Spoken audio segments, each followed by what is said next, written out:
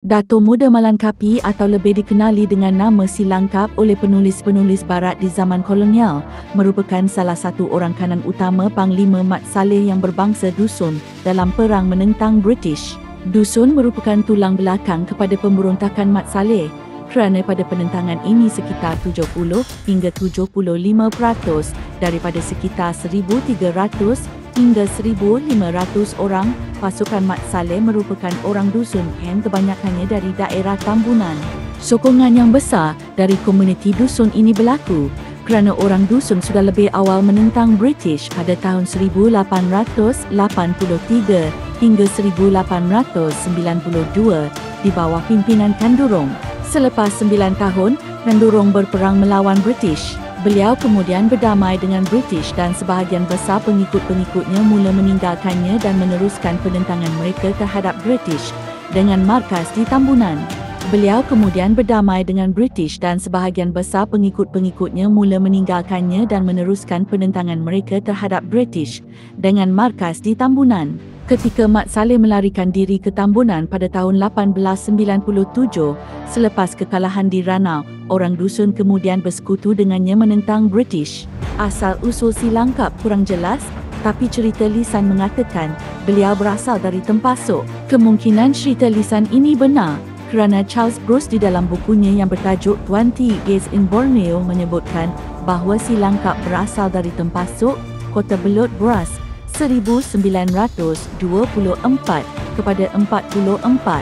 Mengenai nama suku Si Langkap pula, beberapa sumber mengatakan beliau berketurunan dusun dari suku Tagahas atau juga dikenali sebagai Dusun Bundu Black 1970 pada 342.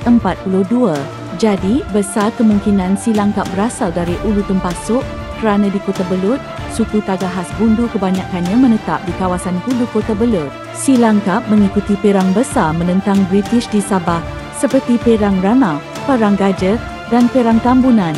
Sekitar Oktober 1899, Si Langkap memimpin sepasukan orang dusun dan Iranon untuk bertemu dengan wakil British di Sungai Putatan. Wakil British tersebut bernama Nakhoda Kusau yang merupakan dayai bandari Sarawak dengan membawa seorang pengikut bernama Saab. Malang sekali kedua orang utusan British ini dibunuh. Dua lelaki pahlawan muda dusun Tagahas memenggal kepala keduanya untuk dijadikan trofi dan merampas senjata mereka rota 1922 kepada 204. Peperangan terbesar dalam sejarah Sabah iaitu Perang Tambunan di mana kekalahan berada di pihak Mat Salleh dan pengikutnya. Mat Salleh terbunuh di Tibaba.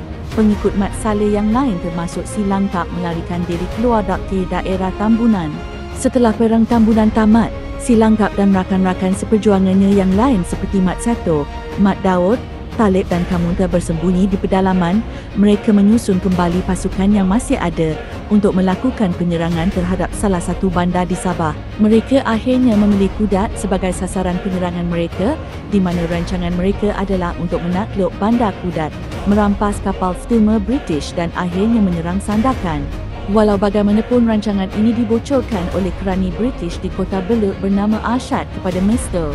Barraud pada 27 April tahun 1900 membolehkan pihak British bersiap sedia menghadapi serangan Rota 1922 kepada 211. Sekitar penghujung April 1900, Mat Sato memimpin serangan ke atas Kudat bersama Si Langkap, Kamunta dan Mat Daud dengan pasukan sekitar 300 orang yang terdiri dari kaum Dusun, Iranon dan Bajau. Si Langkap dan rakan-rakannya berjaya menawan bandar Kudat, tapi dengan tibanya pasukan bantuan dari British, terjadi perang sengit antara keduanya, di mana dalam serangan balas British ini, Mat Sato dan Mat Daud terbunuh, 30 pengikutnya ditangkap. Si Langkap dan Kamunta bersama sisa pasukan yang lain berjaya melarikan diri. Sekitar tahun 1901, Si Langkap dan beberapa sisa pemberontak lain yang masih hidup seperti Kamunta, Santara, Timur dan Sarah meneruskan penentangan bersama pasukan kecil sebanyak sekitar 50 orang. Sasaran mereka adalah menyerang pusat pentadbiran British, balai polis dan juga menyasarkan orang-orang yang telah bersubahat dengan pihak company British. Sisa dari pasukan Mat Salleh ini melakukan operasi mereka melalui dua arah, Timur Sarah dan Santara melakukan operasi di sekitar Kota Marudu, sementara Si Langkap dan Kamunta pula bergerak di sekitar Tempasok dan pesisir pantai Teluk Ambong. Mereka melakukan operasi memusnahkan harta benda pihak company dan menyerang orang yang bersubahat dengan pihak company. Kerana keberhasilan pihak company menghalang penduduk supaya menghentikan bantuan kepada pemberontak, di samping tawaran pengampunan kepada mereka, Timus, Sarah dan Santara berserta 5 yang lain akhirnya menyerah diri. 3 dari mereka dihukum mati di Kudat, sementara Timus, Sarah dan Santara pula dipenjara di Sandakan.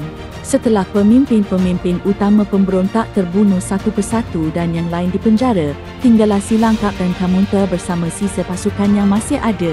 Si Langkap berbangsa Dusun Tagahas, sementara Kamunta pula berbangsa Iranon.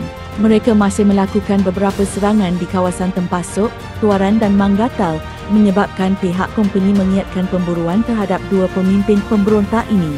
Setelah serangan yang kurang berjaya ke atas Ambong, Kamunta akhirnya menyerah diri kepada pihak company pada tahun 1902. Pada 24 Julai tahun 1902, Kamunta dan rakannya yang bernama Sidik dihukum mati di sebuah bukit berdekatan Abai, Tempasok. Kerana telah kehilangan sokongan dari kaum dusun dan kesukaran mendapatkan makanan, Si Langkap akhirnya juga terpaksa menyerah diri kepada pihak company. Dia dihukum mati di bukit yang sama berdekatan Abai pada tahun 1903 rata 1922 kepada 213. Dengan kematian Si Langkap, maka berakhirlah penentangan terhadap British yang bermula pada tahun 1894 dan hanya tamat pada tahun 1903 setelah kematian Si Langkap. Walau bagaimanapun, penentangan orang dusun terhadap British masih diteruskan oleh seorang pemimpin pemberontak dusun yang tidak ada kaitan dengan penentangan Mat Salleh, iaitu Si Gunting. Si Gunting bangkit menentang British di tahun yang sama ketika Mat Salleh bangkit menentang British. Operasi penentangan Si Gunting adalah sekitar Kota Marudu, Kota Belud dan Ranau, di mana salah satu markasnya terletak di kaki Gunung Kinabalu.